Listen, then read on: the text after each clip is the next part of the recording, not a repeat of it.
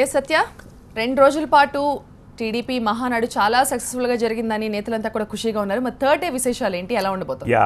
ఖుషిగా ఉండడం మాట ఏమో, కానీ అఫ్కోర్స్ తీర్మానాలు, భోజనాల హడావడి, ప్రతిపక్షాలు యాజ్ యూజువల్ విమర్శలు ఇవన్నీ పక్కన పెడితే మహానాడుకు 5 టీడీపీ నేతలే డుమ్మా కొట్టారు. వాళ్ళెవరో చోటామోటా నేతలు కాదు. బాలకృష్ణ, హరికృష్ణ, రాయపాటి, రామసుబ్బారెడ్డి, ఎమ్మెల్యే ఆర్ కృష్ణయ్య, ఈ 5 ఈ వేడుకలకు హాజరు కాకపోవడంపై ఇప్పుడు చర్చ జరుగుతోంది. టీటీడీ చైర్మన్ పదవి విషయంలో రాయపాటి సాంబశివరావు అలకపోనినట్టు సమాచారం. ఆర్ కృష్ణయ్య తెలంగాణ మహానాడు కూడా హాజరు కాలేదు. ఈ విషయం గుర్తుపెట్టుకోవాలి. దీన్ని బట్టి ఆయన పార్టీకి ఆల్మోస్ట్ దూరం అయినట్టేననే ప్రచారం కూడా జరుగుతోంది. విశాఖలో టీడీపీ మహానాడు అంగరంగ వైభవంగా జరుగుతోంది. తెలుగు రాష్ట్రాల నుంచి నేతలు, కార్యకర్తలు సాగర తీరాన జరుగుతున్న సమావేశాలకు పోటెత్తారు. కానీ 5 టీడీపీ నేతలు మాత్రం మహానాడుకు హాజరు కాలేదు. నందమూరి సోదరులు హరికృష్ణ, బాలకృష్ణలు సమావేశానికి డుమా కొట్టారు. గుంటూరు ఎంపీ రాయపాటి సాంబశివరావు కూడా మీటింగ్లో కనిపించలేదు. టీటీడీ చైర్మన్ పదవిపై చంద్రబాబు నుంచి ఎలాంటి హామీ లభించకపోవడంతో ఆయన అలకపూనినట్టు సమాచారం. బాలకృష్ణ మహానాడుకు హాజరు కాకపోవడంపై వివరణ ఇచ్చారు మంత్రి సోమిరెడ్డి చంద్రమోహన్ రెడ్డి. విదేశాల్లో సినిమా షూటింగ్లో బిజీగా ఉండడంతో ఆయన హాజరు కాలేదని తెలిపారు. ఇక హరికృష్ణ విషయానికొస్తే హైదరాబాద్ ఎన్టీఆర్ ఘాట్లో దివంగత ఎన్టీఆర్ జయంతి వేడుకలకు ఆయన హాజరయ్యారు. కానీ మహానాడుకు మాత్రం ఆయన డుమ్మా కొట్టడంపై సర్వత్రా చర్చ జరుగుతోంది. పార్టీలో తగిన ప్రాధాన్యత లభించలేదని హరికృష్ణ అలకపూనినట్టు చెప్తున్నారు. నందమూరి కుటుంబం, బాలకృష్ణ గారు పాలిటిక్స్ లో ఉండేది. ఆయన అబ్రాడ్ లో, విదేశాల్లో షూటింగ్ లో ఉంటారు. మీరు ఏదైనా ఆ షూటింగ్లు క్యాన్సిల్ చేసుకోమని చెప్తారో చెప్పండి. ఆయన ఎక్కడున్నా మా నాయకుడు, మా కుటుంబంలో సభ్యుడు, ఎమ్మెల్యే ఆయన. అందుకని మీరేం బాధపడబాకండి, మేమందరం బాగున్నాం. ఎన్టీ రామారావు కుటుంబం మొత్తం మాతో కూడా ఉంది. ఎలాంటి మీకు అనుమానాలు పడలేదు. కడప జిల్లాకు చెందిన కీలక నేత రామసుబ్బారెడ్డి కూడా మహానాడుకు రాలేదు. జమ్మలమడుగులో ఎన్టీఆర్ జయంతి వేడుకలకు ఆయన హాజరయ్యారు. టీడీపీ పుట్టినప్పటి నుంచి ఉన్న కార్యకర్తలకు న్యాయం చేయాలని హైకమాండ్ను కోరారు రామసుబ్బారెడ్డి. కార్యకర్తల మనస్సు గాయపడేలా పార్టీ చర్యలు ఉండరాదని విజ్ఞప్తి చేశారు.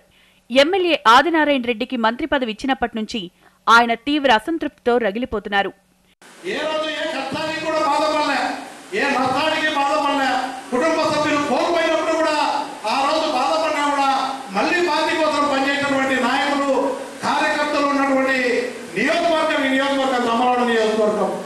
ఇక టీటీడీపీ ఎమ్మెల్యే ఆర్ కృష్ణయ్య వ్యవహారం మిస్టరీగా మారింది. ఆయన కూడా మహానాడుకు రాలేదు. హైదరాబాద్లో జరిగిన తెలంగాణ మహానాడుకు కూడా కృష్ణయ్య హాజరు కాలేదు.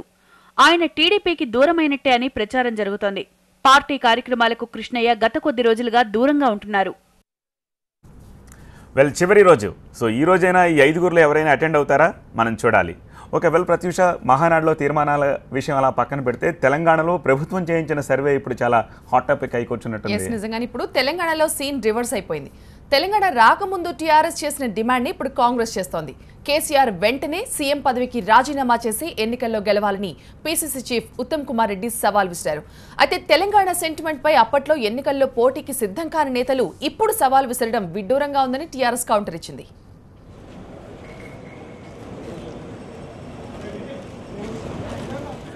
తెలంగాణ సీఎం కేసీఆర్ చేయించిన సర్వే రాజకీయ వర్గాల్లో ప్రకంపనలు రేపుతోంది. తమకు 2 సీట్లు మాత్రమే వస్తాయని జోస్యం చెప్పడంపై కాంగ్రెస్ భగ్గుమంటోంది.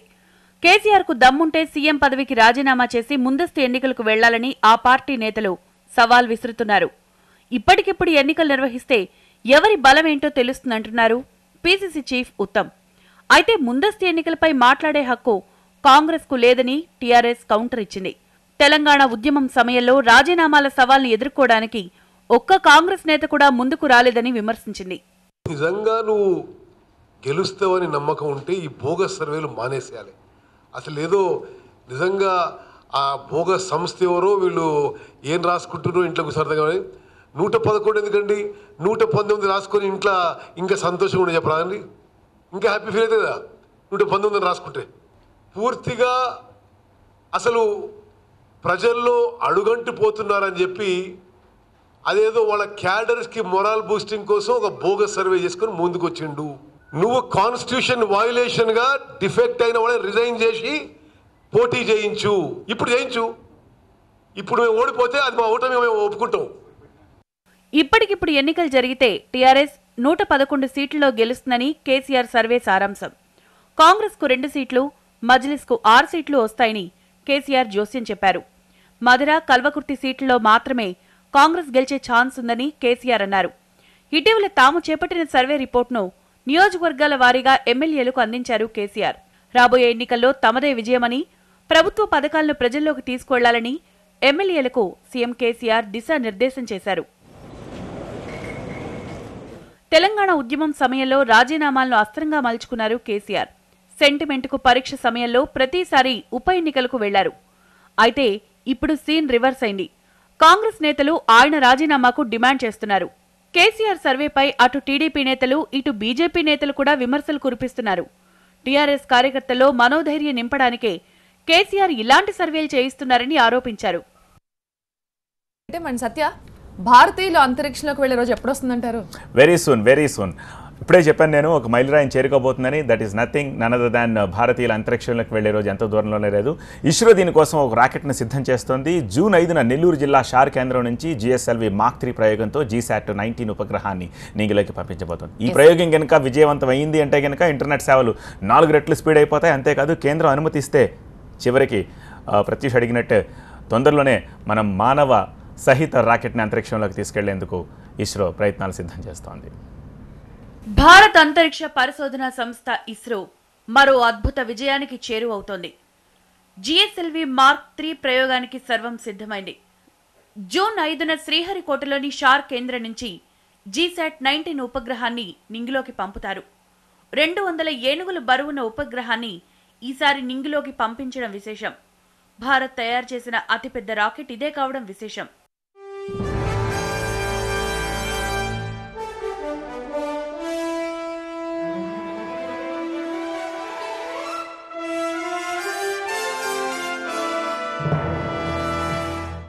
గతంలో అధిక బరువున్న శాటిలైట్లను ప్రయోగించాలంటే ఇతర దేశాలపై భారత్ ఆధారపడాల్సి వచ్చేది. కానీ ఇప్పుడు చరిత్ర మారింది. ఇస్రో అంతరిక్ష పరిశోధనలో దూసుకువెళ్తోంది. పూర్తిగా స్వదేశీ పరిజ్ఞానంతో నిర్మించిన బరువైన ఉపగ్రహాన్ని నింగిలోకి పంపిస్తున్నారు.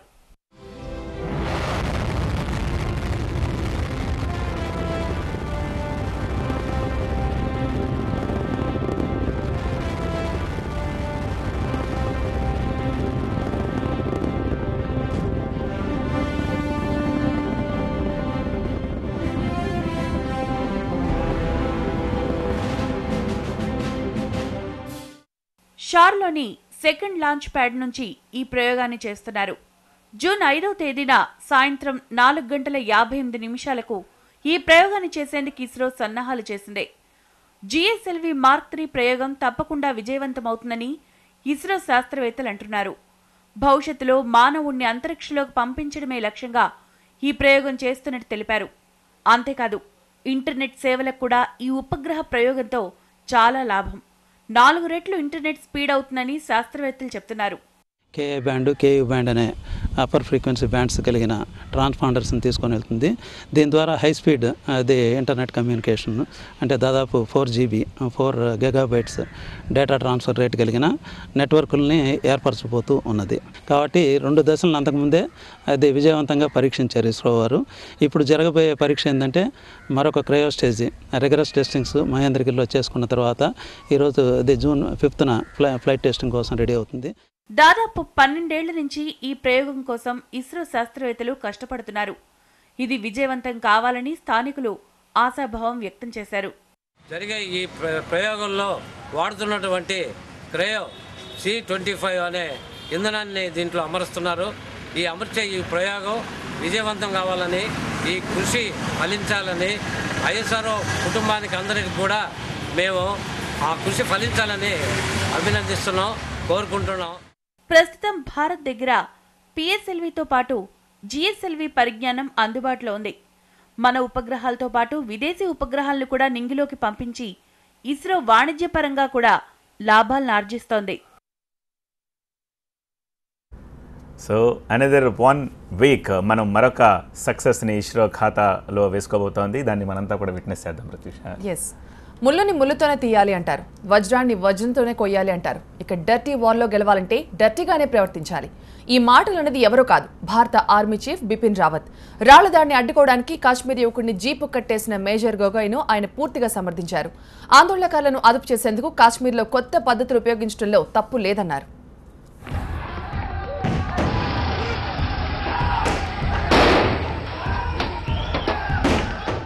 భారత army chief general Bipin Rawat సంచలన వ్యాఖ్యలు చేశారు.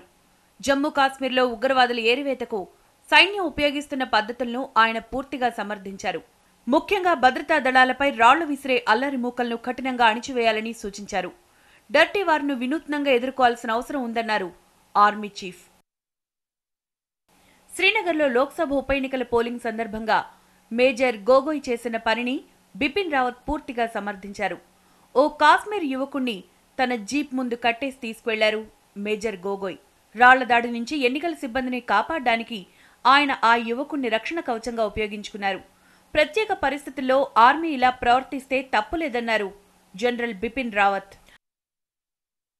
ఆందోళనకారులు రాళ్లు, పెట్రోల్ బాంబులతో దాడి చేస్తుంటే జవాన్లను చూస్తూ చావండని తాను చెప్పలేనన్నారు. జమ్మూ కాశ్మీర్లో జరుగుతున్న పరోక్ష యుద్ధంలో ఆర్మీ కొన్నిసార్లు నిబంధనలను అతిక్రమించినప్పటికీ పర్వాలేదన్నారు. ఆందోళనకారులు తుపాకులతో ఫైట్ చేస్తే సులభంగా ఎదుర్కొంటామని, కానీ రాళ్ల దాడిని తిప్పికొట్టడానికి మాత్రం కష్టపడాల్సి వస్తోందన్నారు. మేజర్ గొగోయ్కు అవార్డునివ్వడాన్ని కూడా జనరల్ బిపిన్ రావత్ పూర్తిగా సమర్థించారు. భారత సైన్యానికి ఇలాంటి అధికారులే అవసరమన్నారు. కాశ్మీర్ సమస్యకు మిశ్రమ పరిష్కారం లభించాలని తాను కోరుకుంటున్నట్టు తెలిపారు. ఆందోళనకారుల నుంచి సామాన్య ప్రజలను కాపాడమే ఆర్మీ లక్ష్యమన్నారు. ప్రజలు తమపై పెట్టిన నమ్మకాన్ని కాపాడాల్సిన బాధ్యత ఉందన్నారు. ఆర్మీ అంటే ప్రజల్లో నమ్మకంతో కూడిన భయం ఉండాలన్నారు. జమ్మూ కాశ్మీర్లో శాంతి భద్రతలు కాపాడమే సైన్యం లక్ష్యమన్నారు జనరల్ బిపిన్ రావత్. జమ్మూ కాశ్మీర్లో గత కొద్ది రోజులుగా హైటెన్షన్ వాతావరణం కనిపిస్తోంది. ఓవైపు ఉగ్రవాదుల చొరబాట్లు, మరోవైపు అల్లరి మూకల రాళ్ల దాడులు భద్రతా దళాలకు పెను సవాలుగా మారాయి. ఈ సందర్భంగా ఆర్మీ చీఫ్ వ్యాఖ్యలు అత్యంత ప్రాధాన్యత సంతరించుకున్నాయి. ఇక రెండు తెలుగు రాష్ట్రాల్లో వచ్చిన ప్రధాన దినపత్రికలో వచ్చిన వార్తల్ని ఒకసారి మనం చూద్దాం. ఆంధ్రప్రదేశ్ వార్తల్ని సత్య అందిస్తారు. సత్య, వెల్ యాక్చువల్లీ ఆంధ్రప్రదేశ్ వ్యాప్తంగా అన్ని దినపత్రికలు కూడా ఒక కామన్ వార్త మనం చూడొచ్చు. అది మహానాడుకు సంబంధించిన వార్త ఆబ్వియస్గా. సో ఈనాడులో జ్ఞానభూమి జన్మభూమిగా అంటూ ఒక బ్యానర్ ఐటమ్ చూడొచ్చు. రాష్ట్రానికి ప్రఖ్యాతి విద్యా సంస్థలు అవకాశం ఇస్తే మన పిల్లలు ప్రపంచాన్ని జయిస్తారు. 2 ఏళ్లలో స్వచ్ఛ వార్డు, స్వచ్ఛ గ్రామం సాధిస్తామని ముఖ్యమంత్రి నారా చంద్రబాబు నాయుడు స్పష్టీకరించిన వార్తను చూడొచ్చు. అలాగే ఆయన మార్గం అందరికీ ఆదర్శం అంటూ ఎన్టీఆర్కు భారతరత్న ఇవ్వాలి, తెదేపా అధినేత చంద్రబాబు జాప్యం చేయవద్దు, ఏకగ్రీవ తీర్మానం అంటూ ఒక వార్తను చూడొచ్చు. ఒక ఆసక్తికరమైన పరిశోధనాత్మకమైన వార్తను కూడా రైట్ సైడ్ చూడొచ్చు. ప్రేమ మెడపై పరువు కత్తి అంటూ. సో కులాంతర వివాహాల్ని జీర్ణించుకోలేకపోతున్నారు పెద్దలు, కానీ పెంచిన పిల్లల్ని కూడా మట్టిపెట్టేసేందుకు వెనకాడట్లేదు కుటుంబ సభ్యులు. సమాజంలో మార్పును ఆహ్వానించకపోవడం కారణం. తెలుగు రాష్ట్రాల్లో పెరుగుతోన్న పరువు హత్యలపై ఆందోళన అంటూ ప్రేమ మెడపై పరువు కత్తి అంటూ ఈనాడు దినపత్రిక వార్తను ప్రధానంగా ప్రచురించింది. ఇంకా 2-3 చిన్న చితక వార్తలు ఉన్నాయి. రాళ్ల దాడి కాదు తుపాకీతో కాల్చండి అని బిపిన్ రావత్ కమెంట్ చేసిన వార్త. అలాగే మిసిసిపిలో కాల్పులు 8 మంది మృతి అంటూ ఈనాడులో ప్రముఖంగా మెయిన్ పేజీలో ప్రధానంగా చోటు చేసుకునే వార్తలు. నెక్స్ట్ ఇక ఆంధ్రజ్యోతి విషయానికి వద్దాం. ఆంధ్రజ్యోతిలో మహానాడుకు సంబంధించిన వార్తే చూడొచ్చు. ఊరు తీరు మార్చాకే ఓట్లు అడుగుదామంటూ మహానాడుకు సంబంధించిన వార్తను బ్యానర్ ఐటమ్గా చూడొచ్చు. పల్లెలను ఏడాదిలోగా స్మార్ట్ గ్రామాలుగా చేసేసి 2014-19కి ఎలా మారాయో చూపించి, అప్పుడు అత్యంత నివాసయోగ్య రాష్ట్రంగా నవ్యాంధ్ర అని చూపించి అప్పుడు ఓట్లు అడుగుదామంటూ, ఊరు తీరు మార్చాకే ఓట్లు అడుగుదామంటూ ప్రధాన వార్త చూడొచ్చు. ఇక సాక్షి విషయంలో కూడా మహానాడుకు సంబంధించిన వార్త బ్యానర్ ఐటమ్గా కనిపిస్తోంది. మహానాడులో ఎన్టీఆర్ మొక్కుబడి తంతు, మరోసారి భారతరత్న అంటూ ఒక ఆశ్చర్యార్థకాన్ని ఇచ్చారు. దివంగత నేతకు అత్యున్నత పురస్కారం ఇవ్వాలని టీడీపీ మహానాడులో తీర్మానం అంటూ ఒక వార్త చూడొచ్చు. మరో వార్త కూడా కనిపిస్తుంది, చికెన్ 250 అంటూ. సో ఆకాశాన్ని నిండుతున్న చికెన్ ధరలు గతంలో ఎన్నడూ లేని రేటు ఇప్పుడు కిలోకి 250 రూపాయలకే చేరుకుంది అంటూ సాక్షి దినపత్రిక ప్రధానంగా వార్తలను ప్రచురించింది. ఇక తెలంగాణలో ఎలాంటి వార్తలు చోటు చేసుకున్నాయి? ఇక తెలంగాణలో ఉన్న ముఖ్యమైన పత్రికల్లో వార్తలు చూస్తే నమస్తే తెలంగాణ తీసుకుందాం. ముందుగా దీంట్లో జాప్యంపై సత్వర జోక్యం, కాల్వల నిర్మాణం మరమ్మతుల విషయంలో ఎమ్మెల్యేలు చొరవ చూపించాలని, అధికారులతో దగ్గరుండి పనులు చేయించాలని సీఎం కేసీఆర్ దిశానిర్దేశం చేశారు. ఇక మరొక వార్త చూస్తున్నాం, ఇస్రో బాహుబలి 200 ఏనుగుల బరువుతో సమానమైన ఒక కొత్త వాహక నౌకని ఇస్రో అంతరిక్షంలోకి ప్రవేశపెట్టబోతోంది. ఇక మరొక వార్త కృష్ణా బోర్డు తాత్సారం, ఆంధ్రప్రదేశ్కి ఏదైనా అవసరమైతే ఆగమేఘాల మీద పరుగులు పెట్టే కృష్ణా బోర్డు తెలంగాణ విషయంలో మాత్రం ఎటువంటి చొరవ చూపించట్లేదనేది ఈ వార్త సారాంశం. ఇక తెలంగాణ విషయానికి వస్తే కుల దురహంకార వేట, కడతేరుతున్న ప్రేమ జంటలు. ఒక్కేడాదిలోనే దేశవ్యాప్తంగా 792% పెరిగిన కుల దురహంకార హత్యలకు సంబంధించిన ఒక వార్తను మనం చూస్తున్నాం. అలాగే కేసీఆర్ కి దమ్ముంటే ఎన్నికలు పెట్టి ఇప్పటికిప్పుడు రాజీనామా చేసి ఎన్నికలు పెట్టాలంటూ పీసీసీ చీఫ్ ఉత్తమ్ కుమార్ రెడ్డి చేసిన మరొక వ్యాఖ్యలకు సంబంధించిన వార్తను మనం చూస్తున్నాం. ఇవి తెలంగాణ పత్రికలో వచ్చిన ముఖ్యమైన వార్తలు.